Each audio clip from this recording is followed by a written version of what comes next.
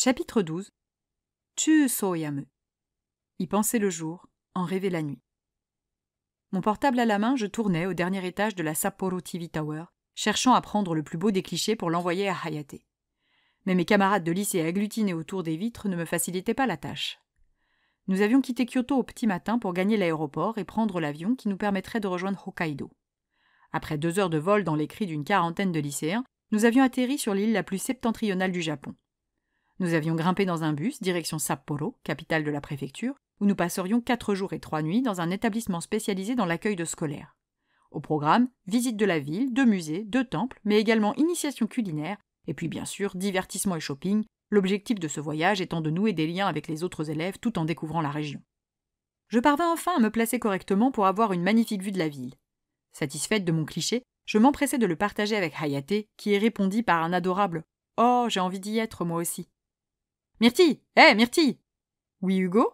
répondis-je en me tournant pour lui faire face. « Tabellu, je les ai achetés à la boutique cadeau. » Il me tendit son paquet de chips avec un sourire aimable. « Oh non, merci. C'est gentil, mais je n'ai pas faim. Le buffet à midi était très copieux. »« C'est vrai, » concéda-t-il en reprenant son sachet. « Ils veulent qu'on rentre directement au dortoir après. Mendokusai. Avec Gabin, on était chaud pour aller s'amuser à Susukino. » Je haussai les épaules. Certains élèves de seconde n'ont pas encore 16 ans. J'imagine qu'ils ont peur des dérapages. Pfff, on est censé faire connaissance. Comment on sympathise si on ne peut pas déconner un peu tous ensemble loin des profs? Bah, là, toi et moi, on sympathise, non? Fis-je remarquer, taquine. Il afficha son sourire ravageur, celui qui faisait gémir Octavie. C'est pas faux. Mais si ce soir on organise un truc dans notre chambre, tu colous? Je lui jetai un regard méfiant. Quel genre de truc? Bah, on va tenter de récupérer quelques canettes de bière au distributeur. Séjourner à Hokkaido sans boire une bière, c'est un sacrilège quand même. Et puis on fera des jeux, on pourra mater un eiga ou écouter de la Hangaku. Allez, viens, ce sera sympa. Je l'observais en biais. Déjà, l'idée d'aller boire de l'alcool dans le dos des profs ne m'emballait pas, mais alors celle de faire des jeux. Des jeux? Quel genre de jeu? J'imaginais bien un strip poker ou tout autre jeu de boisson, stratagème pour dérider l'ambiance, ou retirer les fringues des filles. Je sais pas, jeu de cartes ou des conneries de meufs, là, type action ou vérité. Action ou vérité? Le t'embrasse bidule où tu racontes le truc le plus honteux de ta vie? Ce machin-là? Yes. Je grimaçais. Merci pour l'invitation, mais ce sera sans moi. Allez, viens, on va bien rigoler. Tu seras même pas obligé de picoler ou de jouer. Je ris. Du coup, ça sert à rien que je vienne. Je vais vous plomber l'ambiance. Il passa son bras autour de mes épaules. Je regardais sa main avec dédain. S'il pouvait éviter de me toucher sans mon consentement. On restera à l'écart si tu veux. T'as l'idée. T'inquiète, j'ai des capotes. Non, Jodan, ajouta-t-il en me lâchant. Juste discuter. Allez. Je le détaillai un instant. Hugo était métis franco-japonais. Son père, originaire de Dijon, occupait un poste à très haute responsabilité chez un assureur coté au CAC 40, et sa mère était, comme beaucoup de femmes japonaises ayant eu un enfant, en charge de la maison et de la famille. Hugo était le mélange parfait, une bombe atomique, un aimant à culotte, un 22/20, un véritable ikemen, comme on disait ici pour qualifier les mecs beaux, cool et attirants. Avec ses cheveux bruns qu'il portait un peu longs, ses traits fins et son sourire ravageur, il faisait fondre le cœur de toutes les filles du lycée français. Intelligent, charismatique, issu d'un milieu très privilégié qui l'avait rendu trilingue, il démarrait dans la vie avec tous les avantages possibles. Un joli parti, et il le savait parfaitement. Il avait littéralement toutes celles qu'il voulait. Un claquement de doigts et elle répliquait. Pourtant, quand je le regardais, moi je ne ressentais rien. Mon cœur ne s'emballait pas, mon corps conservait ses 37 degrés réglementaires, ma culotte restait à sa place, je ne tremblais pas. Pour dire la vérité, je le trouvais un peu superficiel, un peu bruyant, un peu gamin. Je lui souris poliment. « Je te remercie pour l'invitation, mais je vais décliner. »« Oh, Myrtille, come on !» Je secouai la tête. Je n'ai pas envie de braver le règlement. « Mais on s'en fout de ça, on ne se fera pas choper. » « Ça, tu n'en sais rien. Mon père travaille pour le lycée, et je refuse de lui attirer des ennuis, ou pire, la honte. » J'étais reconnaissante envers mon papa qui m'avait tendu la main dans un moment difficile. La moindre des choses, c'était que je ne lui cause aucun problème. « Ah ouais, c'est vrai que ton père c'est Brisset. »« Monsieur Brisset, » corrigeai-je froidement. « Ouais, Brisset-sensei, ouais, » répéta-t-il avec un sourire narquois. « Mais Daijobu, il est sympa ton père. Grâce à lui, j'ai eu des notes sugées à mon bac français. »« Justement, il est sympa. Du coup, je vais éviter de prendre le risque de lui faire perdre bêtement son boulot. » Hugo leva les yeux au ciel. « Faut te détendre aussi, personne va te foutre en prison pour une bière et un couvre-feu non respecté. »« Non, mais je peux me faire exclure quelques jours du lycée, et ça m'embêterait. »« Pouah, 2 jours, c'est rien. Mon but, c'est d'obtenir mon bac vite et bien. 2 jours, c'est déjà trop de temps gâché. » Il souffla, faisant voler les quelques cheveux qui retombaient toujours sur son front. « Bon, comme tu veux, si tu changes d'avis, n'hésite pas, hein ?» dit-il sur un ton trahissant une pointe d'impatience. Je souris en coin. Hugo, petit garçon capricieux, n'avait pas l'habitude qu'on lui réponde non. Je ne changerai pas d'avis, mais merci. Il s'éloigna sans ajouter un mot. Je l'observais retourner vers ses amis qui chahutaient un peu plus loin. Décidément, plus ça allait, moins il me plaisait, celui-là. Je fis le tour de l'étage à la recherche de mes 2 copines, une imposante rousse et une frêle franco-coréenne. Je trouvai ces dernières assises par terre, non loin de la boutique souvenir. « Bah alors, déjà lassé de la vue ?» m'étonnai-je. Sun-hee soupira, la tête calée sur l'épaule d'Octavie. « C'est bon, on a pris notre photo, on peut rentrer à l'hôtel, hein, ça casse pas des briques. » Près de la gare de Soen, il y a un Aeon avec un Mr. Donuts, nous annonça Octavie d'une voix monocorde, le nez rivé à l'écran de son portable. Je ris en venant m'asseoir à côté d'elle. « T'as de la place pour un donuts avec tout ce qu'on a avalé à midi ?» Octavie haussa les épaules. « J'ai toujours la place, moi. Tu commences à me connaître. Enfin, j'en ai surtout marre d'avoir les profs collés au cul en permanence. J'ai envie de rigoler un peu. Demain après-midi, on a quartier libre, rappelai-je. On ira manger un donut si tu veux. » Elle soupira, affalée contre la paroi vitrée derrière elle. « Mouais, bon, parlons peu, parlons bien. Il te voulait quoi, Hugo ?» Sun-hee se redressa d'un bond. Apparemment, le sujet Hugo intéressait nettement plus mes copines que la vue sur Sapporo. Les garçons projettent d'organiser une soirée discrète dans leur chambre après le couvre-feu, et Hugo me proposait d'en être, expliquai-je. Sun-hee plissa les yeux, feignant la douleur. « Pourquoi c'est toi qu'Hugo invite ?»« Attends là, t'es en train de nous dire que t'as moyen de moyenner avec Hugo? C'est ça ?» demanda Octavie, qui semblait tout excitée par cette perspective. Je secouai la tête. Non, il m'a convié à leur petite soirée, j'ai refusé, il s'est vexé comme un gamin, fin de l'histoire. Mes 2 copines échangèrent des regards effarés. « Tain, Myrtille, mais tu vois pas qu'Hugo est grave intéressé par toi ?» se moqua Octavie. « Arrête enfin, il a le lycée à ses pieds, pourquoi il irait s'emmerder avec moi ?»« Bah justement, parce que toi, t'es pas intéressé !» s'amusa Sun-hee. Je fis la grimace. Ouais, pas terrible comme argument. « Il te plaît pas, Hugo ?» s'étonna Octavie. Je haussai les épaules. Bof. Sun-hee écarquilla les yeux. « Hugo ? Bof !» J'approuvai d'un petit coup de menton. C'est bizarre parce qu'il y a 2 ans, c'est typiquement le genre de garçon que j'aurais adoré. Il serait venu me parler, je me serais jetée sur lui sans hésiter. Limite, je me serais liquéfiée pour un simple regard échangé. Mais là, je sais pas, je l'apprécie bien comme un ami, mais rien d'autre. C'est peut-être le fait qu'il soit plus jeune que moi d'1 an. Je réfléchis un instant. Non, l'argument était mauvais. Hayate avait également 1 an de moins que moi, et pourtant, je n'avais jamais été aussi attirée par quelqu'un. « Arrête, 1 an, c'est rien !» me fit remarquer Octavie. « Ouais, je sais pas, c'est juste que je ne le trouve pas très mature. » Elle éclata de rire. « C'est pas ce qu'on lui demande !» Sun-hee m'observait en biais. Ce ne serait pas plutôt parce que la place est occupée? Même si elle est occupée, franchement, un Hugo, ça ne se refuse pas, argua Octavie. Pfff, Hayate est 1000 fois mieux qu'Hugo, répliquai-je vivement. Et pas qu'un peu. Octavie et Sun-hee me jetèrent des regards inquiétants. Hayate, hein? Franco-japonais ou japonais-japonais? Demanda cette dernière. Je souris timidement en pensant à lui. Eh bien, oh, bah franco-japonais, c'est sûr, répondit Octavie à ma place. Avec son niveau de japonais, ce serait beaucoup trop compliqué de sortir avec un japonais-japonais. Oui, c'est vrai, admit Sun-hee. Tu l'as rencontré où? Je fus un peu déstabilisée.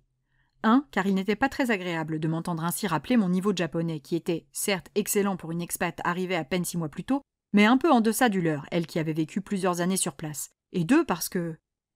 Est-ce que Hayate et moi nous connaissions si mal que cela?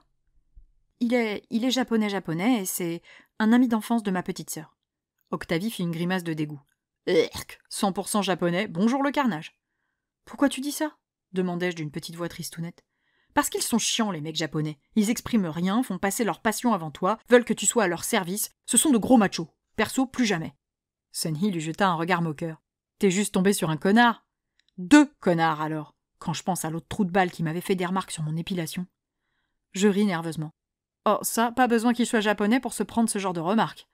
Baptiste m'avait clairement fait comprendre que je devais tout enlever. Sympa, le prince charmant du 21e siècle.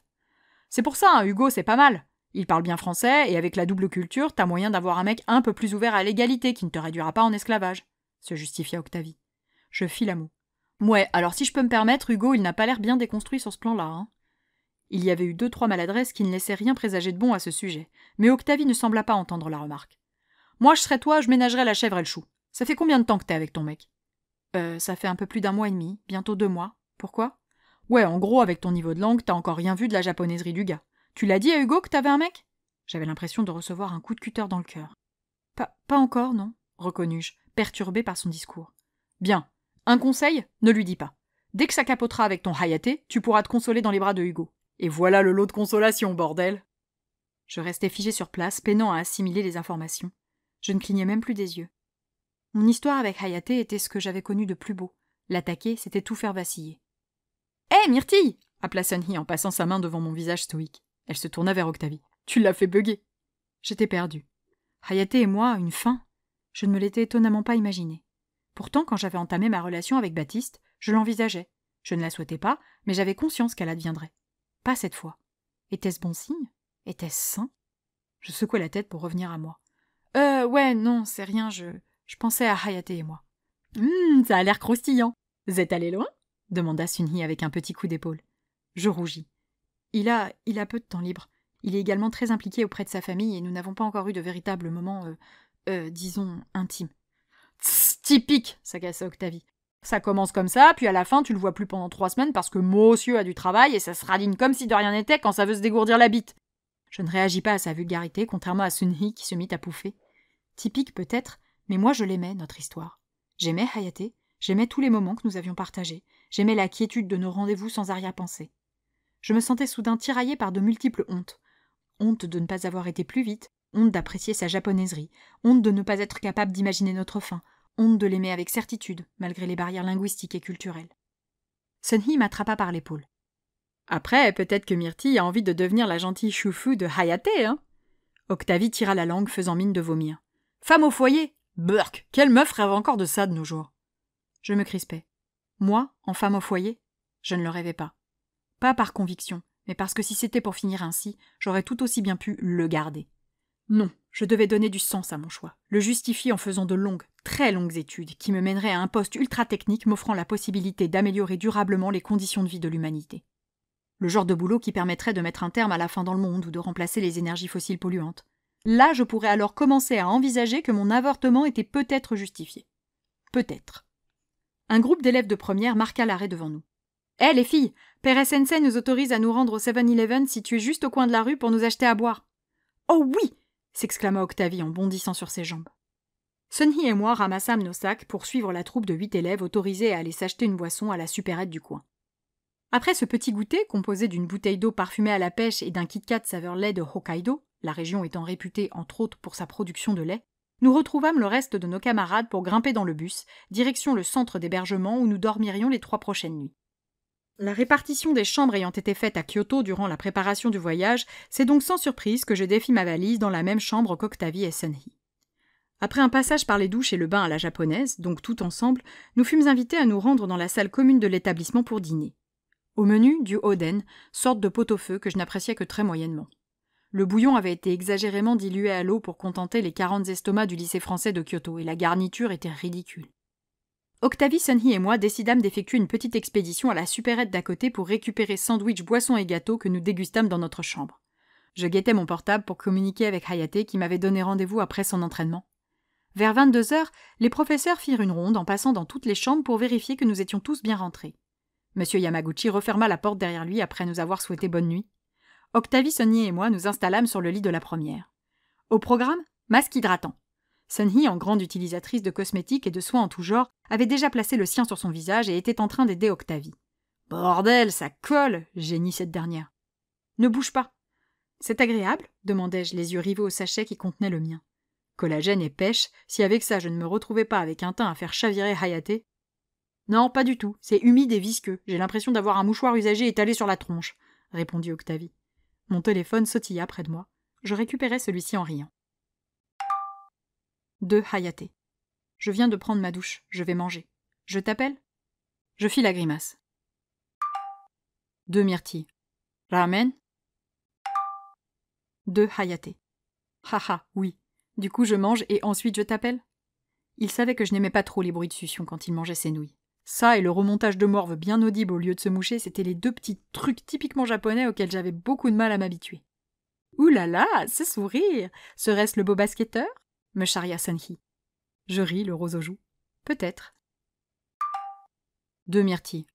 Ça marche, régale-toi. De Hayate. Merci. Pff, elle a Hugo la bombe H à ses pieds et elle choisit le gars qu'elle comprend à peine et qui va la traiter comme un paillasson. Je pige pas la logique, s'agaça Octavie. Je serrai les mâchoires. Est-ce que je commettais une erreur avec Hayate? J'avais la conviction du contraire, mais en même temps, on ne pouvait pas dire que mes choix en la matière avaient été judicieux par le passé. Arrête de l'embêter, me défendit Sunhee. Si ça se trouve, il est très beau. Joueur de basket, il doit être grand et bien foutu. T'as une photo ? Demanda Octavie sans gêne. Je manipulais mon téléphone à la recherche de la photo que j'avais prise de lui la semaine dernière, quand j'avais été le soutenir durant son match contre le lycée Hotoku. Il était assis au bord du terrain, entre deux périodes, concentré, le regard déterminé. J'adorais cette photo. C'était tellement lui. Je tendis le portable à Sunhee qui me l'arracha des mains, impatiente. « Montre, montre, montre !» Octavie se colla à elle pour mieux voir. Je vis dans leurs yeux qu'il leur faisait forte impression. Et ce n'était pas pour me déplaire. « Ah ouais, il est pas mal !» concéda Sunhee. « Ouais, physiquement ça passe. Mais tu ne peux pas compter que sur ça, et avec ton niveau de langue, tu vas forcément avoir de sales surprises. Reste prudente. » Je me mordis la lèvre, incapable de répliquer. Hayate et moi n'échangions qu'en anglais. Je ne pouvais pas lui affirmer qu'elle avait tort. On frappa à la porte. Mes deux copines me regardèrent avec de grands yeux affolés derrière leurs masques blancs. On aurait cru qu'elles avaient une seconde peau pas très bien ajustée. Bon, étant la seule présentable dans cette pièce, c'était à moi d'aller ouvrir. Je me glissai au bord du lit et me levai dans mon pyjama rose pour me diriger vers la porte de la chambre. 2 coups retentirent à nouveau. « J'arrive, j'arrive !» J'ouvris la porte et tombai sur le sourire TNT à culotte d'Hugo. « Salut !» me lança-t-il d'une drôle de voix grave. « Oh, salut Hugo ! Un souci ?» m'inquiétai-je en scrutant le couloir. Monsieur Yamaguchi, vieux célibataire un peu rigide, ne badinait pas avec l'ordre et la discipline. Nul doute que surprendre un jeune homme en compagnie d'une jeune fille passée 22 heures ne serait pas à son goût. Surtout quand le jeune homme en question tenait 4 canettes de bière argentée entre les mains. « Tu viens boire ça avec Gabin, Antoine, Mitsuhiko et moi ? Super Niotta, on a plein de trucs à grignoter. »« Merci pour l'invitation, mais comme je t'ai dit, je Hé !» s'empressa de m'interrompre Octavie, qui s'était débarrassée de son masque. Elle se glissa devant moi, m'obligeant à reculer de 2 pas à l'intérieur de la chambre. Le regard d'Hugo dérapa sur les seins d'Octavie que sa nuisette ne dissimulait qu'à moitié. Pour sa défense, Octavie s'était arrangée pour serrer les épaules et les tendre dans sa direction. Sunhee la suivit dans son pyjama mauve au débardeur à fines bretelles. Elle avait mis du gloss et du mascara. Mais dans quel laps de temps ? Par quel miracle ? « Bonsoir, Hugo » minauda-t-elle. Hugo semblait ravi de voir des représentantes de la gente féminine réagir enfin comme il l'attendait à sa présence. « Salut les filles, vous voulez venir avec nous boire un coup ?»« Ah oui alors !» répondirent-elles en chœur. On se serait cru dans un teen movie. Je scrutais le fond du couloir, très inquiète à l'idée d'être surprise par un de nos chaperons. « Myrtille » appela Hugo. « Hein ? Désolé, mais je ne préfère pas. »« Allez, Myrtille, tu vas voir, ce sera cool !» me pressa Sunhee.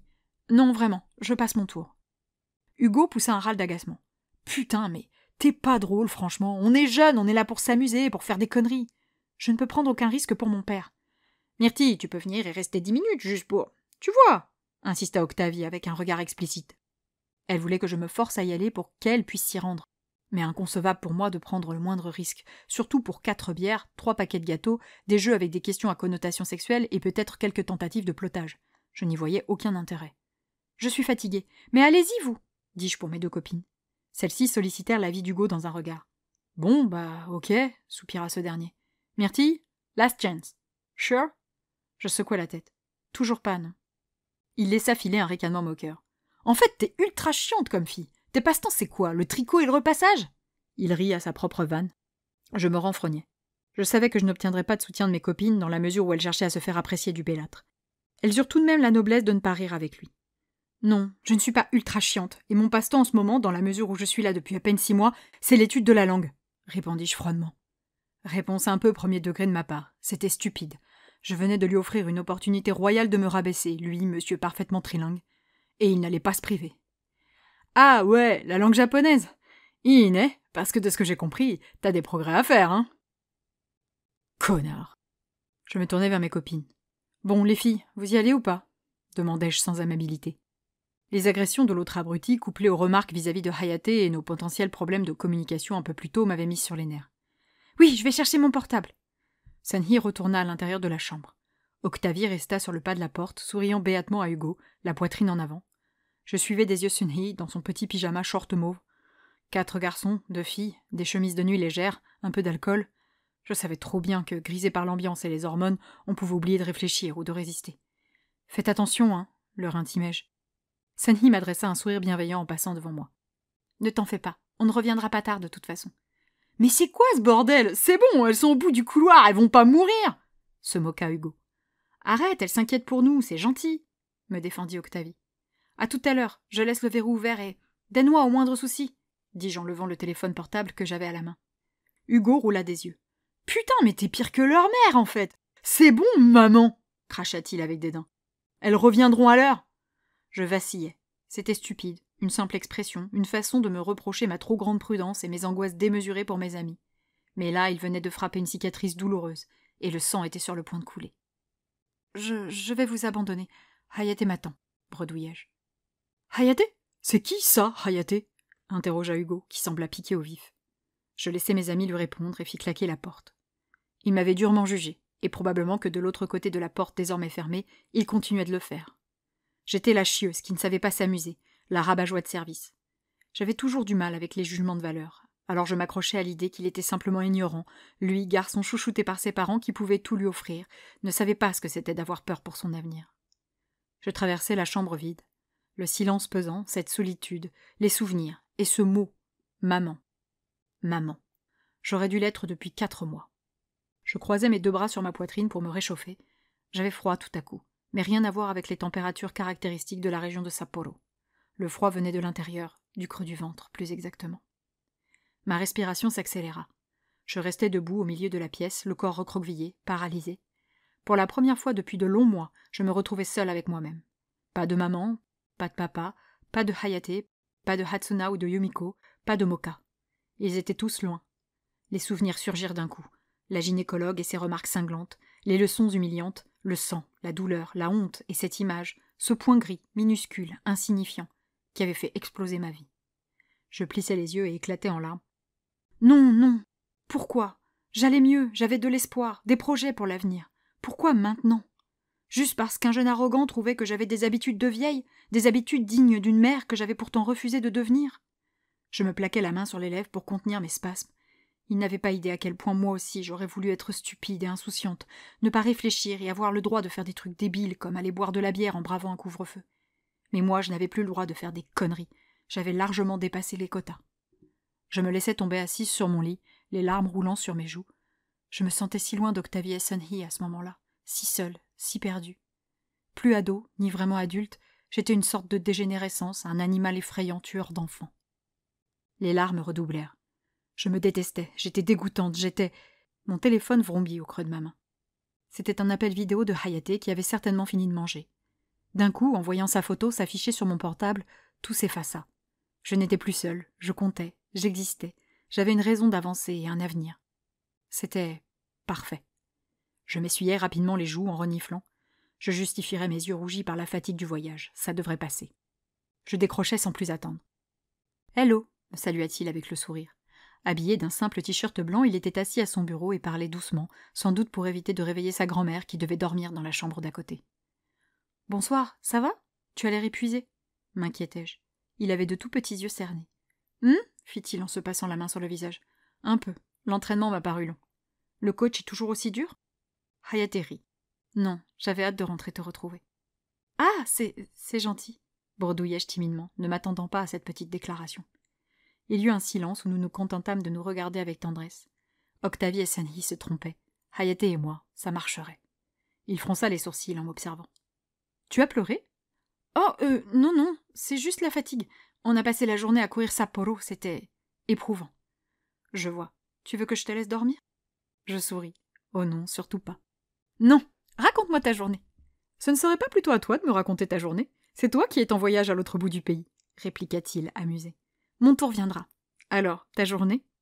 Il regarda sur le côté, prenant son temps, comme toujours en anglais. Je continue à travailler l'Eurostep et ça avance bien. J'ai eu une note correcte à mon devoir de maths, donc ma mère était contente. Et j'ai 2 nouvelles à t'annoncer. Dis-moi tout. « Hein ?» dit-il en levant l'index. « J'ai enfin pu parler à Morioka comme tu me l'avais demandé. »« Oh, génial !» Il serra les mâchoires. « Ouais, je ne suis pas certain d'avoir réussi à le convaincre. D'ailleurs, il n'avait rien vu concernant Hatsuna. »« Vraiment ?» Hayate hocha la tête. Il était très surpris et n'avait pas trop envie de discuter de ce genre de choses avec moi. Mais je lui ai fait passer le message. J'ai fait mon boulot. Merci, Hachan sera contente. Et deuxième nouvelle, j'ai pu parler au coach, et si je continue à venir aux séances tous les soirs de la semaine, il est d'accord pour me dispenser d'entraînement le premier week-end de novembre. Si cette date te convient, on peut donc aller visiter Kobe. Je ne pus m'empêcher de sourire béatement. Un week-end à 2. Enfin. Ce serait parfait. Génial. Je vais m'occuper de réserver l'hôtel. Et pour le transport ? Il s'arrêta là, pensif. Tu veux que je m'en charge ? Demandai-je. Non, mais il existe une île près de Kobe. l'île d'Awaji. C'est là-bas qu'est né le théâtre de marionnettes traditionnel japonais en 1500 et quelques, le Jōruri. Et il y a un endroit où l'on peut assister à des spectacles. Je me plaquai la main sur le cœur. Hayate et moi en tête-à-tête, un bout d'histoire du Japon, un vrai week-end de rêve en perspective. Du théâtre traditionnel, j'adorerais voir ça. Oui, c'est ce que je me suis dit, mais c'est un lieu difficile d'accès, le mieux est de s'y rendre en voiture. Je pensais demander à mon frère, mais comme tu ne l'apprécies pas, je peux le supporter 1 ou 2 heures si c'est pour voir du théâtre de marionnettes. Bon, très bien, je vais lui demander. Je ne pense pas qu'il dira non, pour une fois que je le sollicite. Si c'est trop compliqué, laisse tomber, on se contentera d'aller voir la mer. Hayate sourit. C'est prévu aussi. Allez, c'est à ton tour. Raconte-moi un peu ta journée, enchaîna-t-il. Ça a été le voyage en avion? Sapporo te plaît? Tu es seule dans ta chambre? Eh bien, le voyage s'est bien passé. Sapporo est une chouette ville et je suis ravie d'avoir pu la visiter. Et là, tout de suite, je suis seule dans ma chambre, oui. Mais je dors avec Octavie et Sunhee qui sont allés s'amuser avec les garçons. Elles t'ont laissé seule? S'étonna-t-il. Oui, mais ce n'est pas grave, ça ne me dérange pas. Je n'avais pas très envie d'y aller et... Je m'interrompis là. Hayate m'observait, intriguée par mes hésitations. Je remis mes cheveux derrière mes oreilles dans un soupir. Hayate, je peux te poser une question? Oui. Tu me trouves ennuyeuse? Ennuyeuse? Répéta-t-il. Non, pas du tout. Pourquoi tu me demandes ça? Je haussai les épaules. Je ne sais pas. Hugo est venu me parler aujourd'hui et il avait l'air de ne pas me trouver très amusante. Ah! S'exclama-t-il en tapant dans ses mains, ravi. Mais c'est très bien ça! J'aime! Hayate, dis-je sur un ton dégoulinant de reproche qui le fit rire. Je suis désolée, mais je n'aime pas ce mec. Je levai les yeux au ciel. Oui, moi non plus, mais ce n'est pas le sujet. Ah oui? C'est quoi le sujet alors? C'est moi et les autres. Je me sens différente, tentai-je timidement de lui expliquer. C'est un peu normal dans la mesure où tu es dans un pays qui n'est pas le tien, non? Je pinçai les lèvres, peu convaincue. Peut-être. J'ai l'impression de ne pas avoir la même vision de la vie que les gens de mon âge, d'être décalée, même pour ce qui est des relations amoureuses. Il perdit immédiatement son sourire. Oh, je vois. Mais... Il marqua une courte pause. Qu'est-ce qui t'inquiète exactement à propos de nous? Il semblait soudain tout soucieux, le pauvre. Non, m'inquiéter, ce n'est pas l'expression. Je veux dire... me désespérais-je devant mon écran.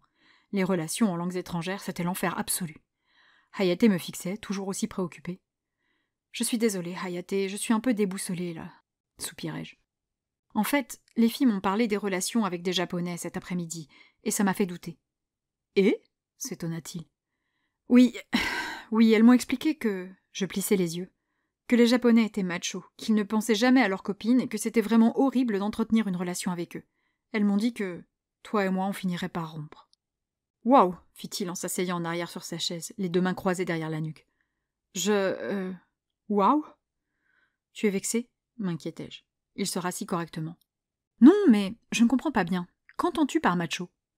Un macho, c'est un homme qui considère les femmes comme inférieures à lui. Oh, je vois. En japonais, le mot macho est un peu différent. Ça veut dire musclé, viril. Je fis la grimace. Ah oui, non, rien à voir. Donc, tes copines trouvent que les hommes japonais considèrent les femmes comme inférieures? Il semblait surpris par cette assertion. Oui, c'est un peu raccourci, mais c'est le concept. Il resta un instant à se mordre les lèvres, songeur. Premièrement, reprit-il, prudent, je pense que les hommes japonais ne sont pas tous identiques, et que les généralités sont stupides. Désolé pour tes amis, mais c'est ce que je pense. Je suis d'accord avec toi, mais il faut reconnaître que la société japonaise est misogyne. Rien que la langue. Tu réalises que Marie s'écrit littéralement avec le caractère qui signifie maître? Dis-je horrifié. J'adorais mon pays d'accueil, mais il fallait bien admettre que la condition des femmes n'y était pas idéale. Hayate rit. Personne ne pense vraiment à maître quand on emploie le mot mari, tu sais. Ça reste le même caractère et c'est ignoble. C'est juste un vieux mot. Oui, mais ça me fait peur. Par rapport à moi? Tu crois que je pourrais penser comme ça? Que si on était mariés, je considérerais que je suis ton maître? Demanda-t-il entre incrédulité et étonnement. Je me contentais de hocher la tête, un peu gêné. Blue, reprit-il avec un peu de tendresse dans la voix. J'ai vu ma mère et ma grand-mère trimer seules toute ma vie pour faire tourner le restaurant que mon abruti de père avait lâchement abandonné. Je les ai vus se battre en permanence pour que mon frère et moi ne manquions de rien. Alors, fais-moi confiance. Je n'ai aucun doute sur le fait que la femme est parfaitement l'égale de l'homme. Au moins. Je soufflais, soulagé. C'est vrai que ta maman a l'air d'être une femme courageuse. Et effrayante aussi, s'empressa-t-il d'ajouter. Je ris doucement. Enfin, pour en revenir aux hommes japonais, enchaîna-t-il, je ne suis pas parfait. Je suis moi. J'ai grandi ici, et peut-être que je te blesserai parfois sans le vouloir. Mais si ça arrive, n'hésite pas à me corriger comme tu l'as déjà fait par le passé. Je ne me vexerai pas et chercherai à comprendre mon erreur. Je veux être quelqu'un de bien pour toi, m'expliqua-t-il avec une sincérité désarmante. Quand il exprimait ainsi ses sentiments avec simplicité, il me faisait fondre, c'était terrible. Il pouvait me demander la lune, j'aurais été la lui décrocher.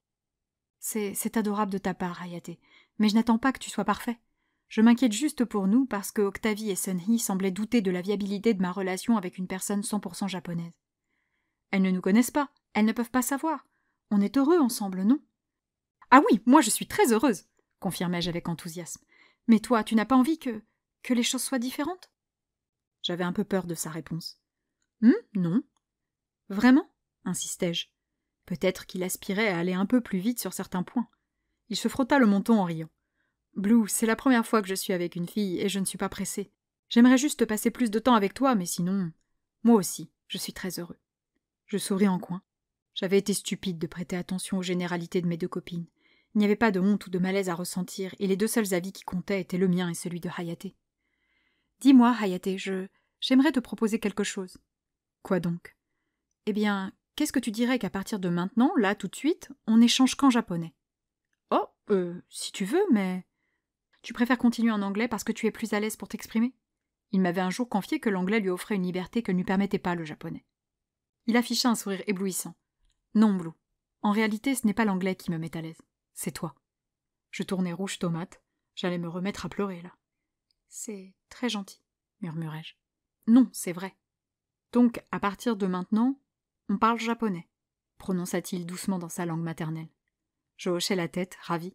Oui, tu peux parler à une vitesse normale, par contre. Là, j'ai l'impression d'être une enfant, répondis-je dans la même langue. Ça marche. N'hésite pas à m'interrompre quand tu ne comprends pas. Je t'expliquerai. Merci. Grâce à toi, je vais beaucoup progresser. De mon côté, je vais devoir me mettre au français? Supposa-t-il, un peu espiègle. Je levai la main. Non, ne t'embête pas. Ça ne te servira à rien. Étudie plutôt l'anglais pour partir aux US. Il soupira tristement. Dans ce cas, apprendre le français me sera plus utile. Je vais devoir aller dormir. Je me lève tôt demain. Oh oui, pas de souci. Demain, je vais à Otaru. Je t'enverrai plein de photos. N'hésite pas. Je te tiens au courant pour Kobe et Blue, Il s'arrêta là. Oui, l'invitai-je à continuer. Il semblait chercher ses mots, ce qui était étonnant maintenant que nous étions passés au japonais. Tu vas bien? Demanda-t-il. Je ne quittais pas son image des yeux. Cette prudence dans sa voix et l'inquiétude dans son regard. Impossible de lui mentir.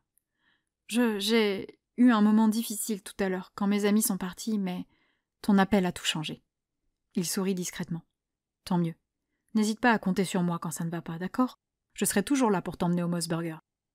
Cette allusion à notre première escapade, à ma détresse ce jour-là, qui n'était pas sans rapport avec celle que j'avais ressentie 10 minutes plus tôt, me mit un peu mal à l'aise. Avait-il conscience qu'il n'y avait qu'un seul et même problème? Avait-il fait le lien? Oui, je n'y manquerai pas, répondis-je un peu crispé. À demain? À demain, Blue. Je coupais la conversation en même temps que lui. Une peur terrible me cisailla le ventre. Je voulais que ma relation avec Hayate fonctionne, et j'avais fait tomber la barrière de la langue dans ce but. Mais était-ce vraiment la barrière que je devais faire tomber?